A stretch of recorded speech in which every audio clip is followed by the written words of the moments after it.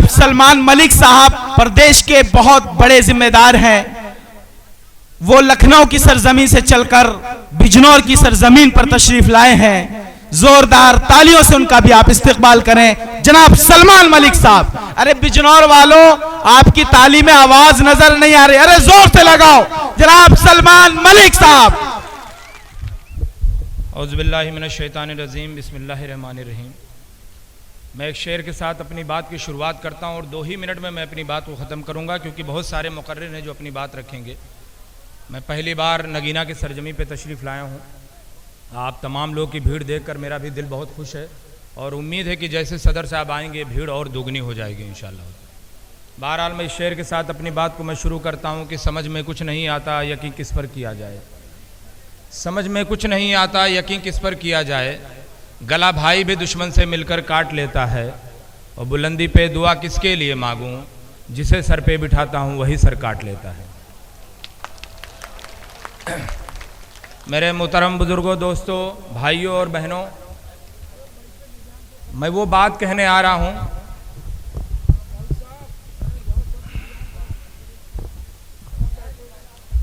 मैं आपके बीच में वो बात कहने आया हूँ जो शायद आपके दिलों को छू जाए, जो बहुत ज़रूरी है ख़ास करके हमारे कौम के लिए।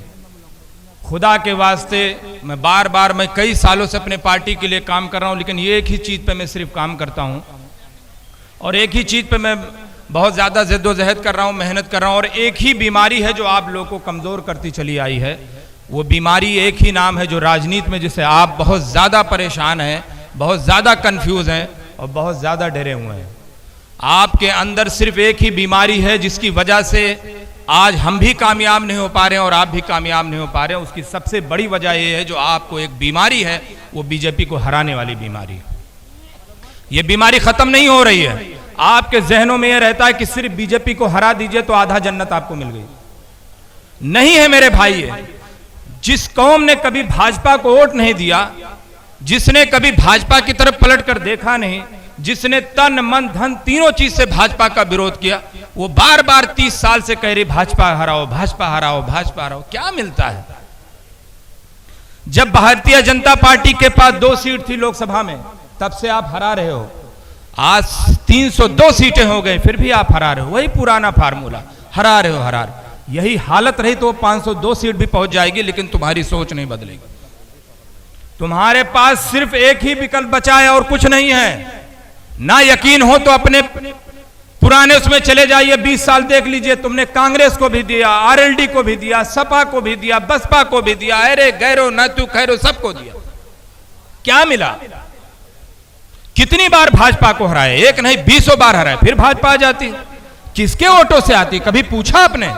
जितने यादव जी हैं 80% यादव भाजपा को वोट देता है किसी में हिम्मत अखिलेश यादव की कि अपनी कम्युनिटी से सवाल करें?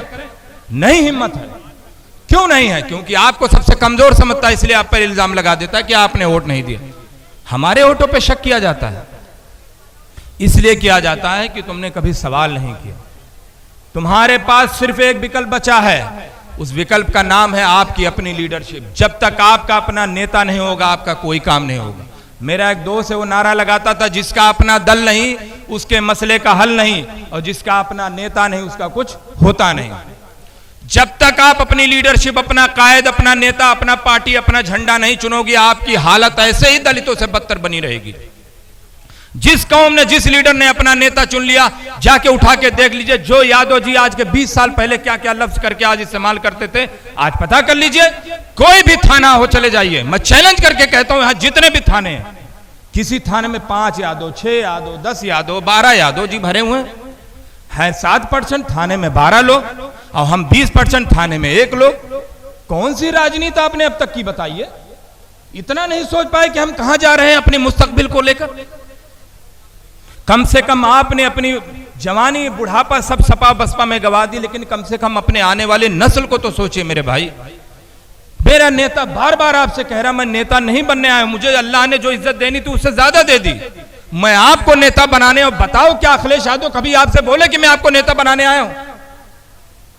क्या मुलायम सिंह यादव ने कभी कहा कि मैं आपको नेता बनाने आया हूं? क्या मायावती या जयंत चौधरी ने कभी कहा आपको नेता बनाने आया हूं? हिंदुस्तान के इकलौता ऐसा लीडर जो आपको नेता बनाने आया, फिर भी आपको अपने नेता पे शक होता है, भरोसा नहीं होता। बताइए आपके लिए क्या कर दें। और ऐसा नेता आया है कि किसी दूसरे कौम का नेता होता, खुदा की कसम उसकी वो पूजा करते लोग, लेकिन आप नहीं समझ पा रहे हो। कहां से लाओगे ऐसा नेता बताओ, किसको मिल जाएगा बताओ, जो हर मामले में, हर शोबे में, हर चीज में आप बेहतर हो। नमाज का पाबंद, परहेजगार, पढ़ा लिखा, अच्छा बोलने वाला, बेबाक आदमी, निडर आदमी, कैसा चाहिए बताओ। अरे भाई, हम किसी से दोस्ती करते हैं, किसी के घर का अपना रिश्तेदार बनाते, कोई भी बनाते तो 10 खूबियां ढूंढते हैं। हमारे नेता में तो अल्लाह के करम में हर तरह की खूबियां, उसके बाद आप नेता नहीं मानते। अच्छा, जब पार्लियामेंट में बात आवाज उठाएगी तो कहोगे नहीं बहुत अच्छा बोलता, बात तो दिल की बोलता है, लेकिन जब वोट देने की बात आती तो हाथ आपके कांप जाते हैं, उंगलियां कांपने लगती हैं। आप मुझसे लोग बहुत से बोलते हैं राजनीति में मुसलमान मुत्तहिद नहीं है। मैं चैलेंज करके कहता हूं इसी स्टेज से, मुसलमानों से ज्यादा राजनीति में कोई मुत्तहिद है ही नहीं। आप भाजपा को हराने के लिए मुत्तहिद हैं, लेकिन खुद को जिताने के लिए मुंतशिर हैं। यही दिक्कत है। यही चीज उल्टा कर दीजिए, अगर आप कामयाब ना हो जाओ, राजनीति छोड़ दूंगा। आप मुत्तहिद हो कि एक जगह वोट डालिए, एक सिंबल को चुनिए, एक नेता को चुनिए। नहीं, आपका अगर नेता रहेगा आपकी बात बोलने, बताओ ना, इस दौर में 2014 के बाद से लेकर 2021 तक चल रहा है, 2014 से 2021 तक चल रहा, आप मुझे खुद बताइए कौन सा ऐसा नेता है जिसने आपके मुद्दे पे आवाज उठाई हो, बताओ। इतना मुखर होके आप सब मानते हो कि बात बिल्कुल सही, आवाज उठाता है। जो आपकी आवाज उठाए, आपके लिए लड़े, जमीन से लेकर पार्लियामेंट तक, आप अगर वोट दूसरे को दोगे तो ये बेईमानी है कि नहीं?